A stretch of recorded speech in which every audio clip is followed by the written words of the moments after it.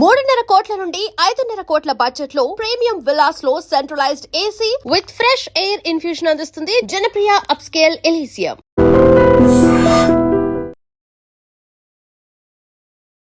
రాజమండ్రిలో యువ డాక్టర్ ప్రియాంకను కారుతో ఢీకొట్టి పరారైనటువంటి కేసుకు సంబంధించి ఒక ముఖ్యమైనటువంటి సమాచారం.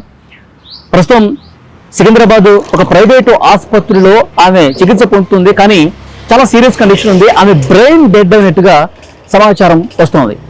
కానీ ఆ కుటుంబం ఆవేదన, ఆ కుటుంబం ఎంత తలడిల్లిపోతుందంటే, ఎంతో ఉజ్వల భవిష్యత్తు ఉంది, డాక్టర్గా ఎంతో పేరు ప్రఖ్యాతులు సంపాదించేటువంటి ఆ యువ డాక్టరు ఇక మా అమ్మాయి త్వరలో పీజీ కూడా పూర్తయిపోతుంది, ఒక హాస్పిటల్లో ప్రైవేట్ హాస్పిటల్లో కట్టించి అందులోనే ఆమె పనిచేసేటట్టుగా ఆ కుటుంబం కూడా ప్లాన్ చేసినట్టుగా తెలుస్తోంది. కానీ ఆశలన్నీ కూడా అడియాశలైపోయి ఆ భవిష్యత్తు మీద ఎన్నో ఆశలు పెట్టుకున్నటువంటి ఆ యువ డాక్టర్ ప్రియాంక భవిష్యత్తు పూర్తిగా అంధకారం అయిపోయినటువంటి సిచ్యువేషన్ ఉంది. ప్రస్తుతం రాజమండ్రిలో పెద్ద ఎత్తున నిరసన కార్యక్రమాలు జరుగుతూ ఉన్నాయి. ఆ వైద్య కళాశాలకు సంబంధించిన విద్యార్థినులు కావచ్చు, ప్రభుత్వ వైద్యుల సంఘం కావచ్చు, ఎందుకంటే ఇంత మంచి డాక్టర్, మంచి చదువులో మంచిగా రాణిస్తున్నటువంటి డాక్టరు, భవిష్యత్తు ఉన్నటువంటి డాక్టర్ని ఇంత దారుణంగా కారుతో గుద్ది ఆ విధంగా నిర్లక్ష్యంగా మధ్యమత్తులో వెళ్ళిపోయారంటే నిజంగా వాళ్ళని చాలా కఠినంగా శిక్షించాలని చెప్పి డిమాండ్స్ వినిపిస్తున్నాయి. ఈరోజు రోడ్ల మీదకి వచ్చి ఆందోళన చేస్తా ఉన్నారు.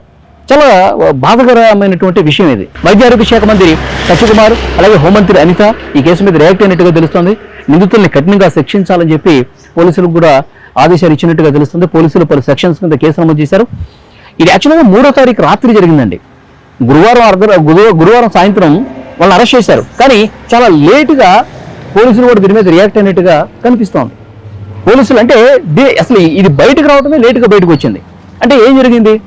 పోలీసులు ఎందుకు ఈ కేసుని ఏమైనా నిర్లక్ష్యం చేశారా? ఎవరి ప్రోద్బలం ఏమైనా ఉందా? ఎవరైనా ఈ కేసు నుంచి నిందితుల్ని తప్పించే ప్రయత్నం ఏమైనా చేశారా? దీని మీద కూడా సీరియస్గా ఇన్వెస్టిగేషన్ చేయాల్సిన అవసరం ఉంది. 3వ తారీఖు రాత్రి జరిగింది ఈ ఘటన. మీరు కూడా వీడియోలో చూస్తుంటారు. ఆ యువ డాక్టర్ ప్రియాంక తన ఫ్రెండ్తో కలిసి ప్రసాదాదిత్యలో సినిమా చూడటానికి వచ్చింది. ఆ మాల్కి వచ్చింది. సినిమా అయిపోయిన తర్వాత వాళ్ళు వెళ్తా ఉన్నారు. ఎగ్జిట్ గేట్ దగ్గర ముందు వెహికల్స్ ఉండటం వల్ల స్లోగా వెహికల్స్ అన్ని పోతా ఉన్నాయి. అప్పుడే వెనకాల చాలా స్పీడ్గా వచ్చినటువంటి ఆ వెహికల్, అక్కడ వెహికల్స్ ముందుగా పోవటాన్ని వాళ్ళు కూడా గమనించారు. మద్యం మత్తులో ఉన్నారు, ఆగారు. ఇంకా ఎందుకంటే వాళ్ళకి ఫాస్ట్గా వెళ్ళిపోదాం, ఆ మత్తులో వాళ్ళకి ఏం చేస్తున్నారో తెలియట్లేదు, ఫాస్ట్గా వెళ్ళిపోవాలి, ఎవరు వచ్చి అడ్డొచ్చినా సరే ఢీ కొట్టేసి వెళ్ళిపోవాలి, మనల్ని ఆపేది ఎవరు, మనల్ని ఎవరు ఏం చేస్తాడు. సో ఇలాంటి ఒక నిర్లక్ష్యంతో వాళ్ళు డ్రైవ్ చేసినటువంటి పరిస్థితి కనిపిస్తోంది. సో వాళ్ళు ఉన్నటువంటి ఆ బైక్ను కూడా ముందుగా ఢీ కొట్టారు, తర్వాత రెండోసారి కూడా ఢీ కొట్టారు. వాళ్ళు ఆశ్చర్యపోయి చూస్తున్నారు, అసలు ఏంటి వీళ్ళంతా ఇట్లా బిహేవ్ చేస్తున్నారని చెప్పి ఆనందం చెప్పారు. కానీ వాళ్ళు ఇక ముందుకు కదులుతున్న క్రమంలో ఇక 3వసారి అయితే ఫాస్ట్గా ఢీ కొట్టేసి వాళ్ళ మీద నుంచి కారు వెళ్ళిపోవటం వల్ల డాక్టర్ ప్రియాంక కింద పడిపోయి తలకి బలమైనటువంటి గాయమై ప్రస్తుతం అచేతన స్థితిలో ఆసుపత్రి బెడ్ మీద పడిపోయింది. బతుకు మీద ఆశలు లేవు, అలాంటి సిచ్యువేషన్ ఉంది. అసలు వీళ్ళు ఒక మద్యం మత్తే కాదండి, ఇక్కడ ఏం జరిగిందో ఒకసారి అర్థం చేసుకోవాలి. వీళ్ళు కూడా సినిమా చూడటానికి వచ్చారు. ఎట్లా వచ్చారు? ఫుల్గా మద్యం తాగేసి వచ్చారు వీళ్ళిద్దరు. ఒకడు ఇంజనీరింగ్ పూర్తి చేశారంటే దుష్యంత్ వాడి పేరు, ఇంకొకడు వ్యాపారి విలియం ఆండ్రూ జోసెఫ్ వాడి పేరు. వీళ్ళిద్దరూ ఫ్రెండ్స్ ఫుల్గా తాగేసి సినిమా చూడటానికి వచ్చారు. అక్కడే సిబ్బంది వీళ్ళు తూలుతూ అటు ఇటు పడిపోతూ వచ్చారు మాల్కి. మిమ్మల్ని మేము సినిమా హాల్లోకి ఎంటర్ చేయము, ఏ స్క్రీన్లో కూడా మీరు వెళ్ళడానికి వీల్లేదు, మీరు ఫుల్గా తాగొచ్చేసారు, మీరు దయచేసి ఇంటికి వెళ్ళిపోండి అని చెప్పి అక్కడ సిబ్బంది క్లియర్గా చెప్పారు. మమ్మల్ని ఎట్లా నువ్వు ఇంటికి పోమంటావు, మేము టికెట్లు కొన్నాము, మేము వెళ్తాం లోపలికి అని చెప్పి వాళ్ళతో గొడవ పెట్టుకుని వాళ్ళు కాదంటే వాళ్ళ మీద దాడి చేసి ఇంత నానా హంగామా చేశారు. అక్కడ ఉన్నటువంటి సిబ్బంది కూడా చాలా సీరియస్గా వార్నింగ్ ఇచ్చి అక్కడి నుంచి వాళ్ళని పంపిస్తే ఆ కోపంతో తరిగిలిపోయారు. మేము సినిమా చూడటానికి వస్తే మేము టికెట్ కొనిస్తే మమ్మల్ని లోపలికి పంపించారని చెప్పి ఆ కోపంతో ఊగిపోయి డైరెక్ట్గా పార్కింగ్లో ఉన్న వెహికల్ తీసుకొచ్చి అంతే కోపంతో అదే మద్యం మత్తులో ఫాస్ట్గా ఆ గేట్ దగ్గరికి వచ్చారనమాట. వచ్చి అదే మూడ్లో ఉన్నారు. ఆ కోపంతో ఆ మద్యం మత్తు ఏం చేస్తున్నాము వాళ్ళకి ఏం అర్థం కావట్లా, కన్ను మిన్ను కాన రాకుండా ఆ విధంగా ముందు ఆ డాక్టర్ ప్రియాంక 2-వీలర్ ఉంది, 2 సార్లు ఢీ కొట్టారు. వాళ్ళకే ముందు వెహికల్స్ ఉన్నాయి, ఎగ్జిట్ గేట్ కదా, సో కాబట్టి వాళ్ళు కూడా చాలా స్లోగా పోతా ఉన్నారు.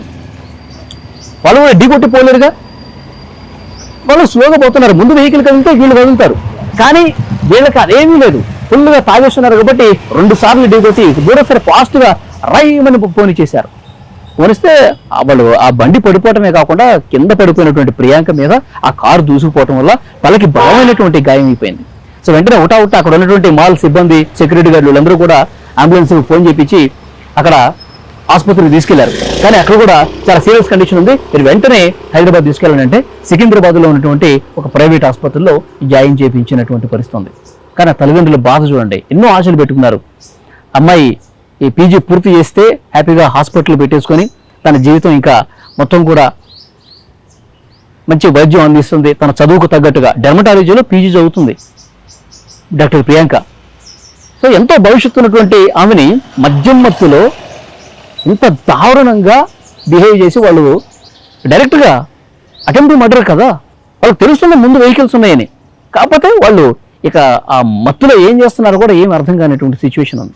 వాళ్ళు నిజంగా మద్యం మత్తులో ఉన్నారా, గంజాయి మత్తులో ఉన్నారా, ఇవన్నీ కూడా పోలీసులు ఇన్వెస్టిగేషన్లో బయట పెట్టాల్సినటువంటి అవసరం ఉంది. కానీ ఈరోజు ప్రభుత్వం కూడా చాలా సీరియస్గానే రియాక్ట్ అయినటువంటి పరిస్థితి ఉంది. సో ఇలాంటి విధవలను ఏం చేయాలి? ఆ తల్లిదండ్రుల కడుపు కోత ఎవరు తీరుస్తారు? ఆ తల్లిదండ్రులు ఎన్నో ఆశలు పెట్టుకున్నారు కదా తన కూతురు మీద, వాళ్ళ బాధని ఎవరు తీరుస్తారు? ఒకటే చెప్తా ఉన్నారు, ప్రభుత్వానికి ఒకటే రిక్వెస్ట్ చేస్తా ఉన్నారు, ఇలాంటివి రిపీట్ కాకుండా వీళ్ళని చాలా కఠినంగా శిక్షించాల్సినటువంటి అవసరం ఉంది. వీళ్ళని అరెస్ట్ చేసేసాం, ఇవి సెక్షన్లు పెట్టేసాం, జైల్లో పెట్టేసాం కాదు, ఇంకా వాళ్ళు అసలు జీవితంలో బయటకు రాకుండా చేయాలి. వాళ్ళ జీవితంలో మళ్ళీ మద్యం తాగి రోడ్డు మీదకి వస్తే ఇంకా మాకు జీవితం లేదు, మన ఫ్యూచర్ కూడా ఇక పూర్తిగా నాశనం అన్న స్థాయిలో పోలీసులు ఒక యాక్షన్ తీసుకుంటే తప్ప ఇలాంటివి జరగకుండా అవుతాయి. ఈరోజు ఆందోళన చేస్తున్నారు, పెద్ద ఎత్తున నిరసనలు చేస్తూ ఉన్నారు. ఆ యువ డాక్టర్ నిజంగా ఆమె అంత తీవ్ర గాయాల పాలు అయిపోయినప్పుడు సందర్భంలో కూడా అక్కడ తోటి అక్కడ ఫ్రెండ్స్ అక్కడ వచ్చి చూడటానికి వచ్చిన వాళ్ళతో వాళ్ళు చాలా దుర్మార్గులు, వాళ్ళని కఠినంగా శిక్షించండి, వాళ్ళు అసలు వదిలిపెట్టద్దు అని చెప్పి అన్నదట. సో చాలా బాధ కలిగించేటువంటి విషయం. ప్రస్తుతం ఆమె చావు బతుకుల్లో ఉంది, తల్లిదండ్రులు కూడా అసలు ఏం మాట్లాడినటువంటి పరిస్థితి ఉంది. సో ప్రభుత్వమే ఒక సీరియస్ యాక్షన్ తీసుకునే విధంగా ప్రయత్నం చేయాలి, మళ్ళీ ఇలాంటివి జరగకుండా చూడాల్సినటువంటి అవసరం ఉంది.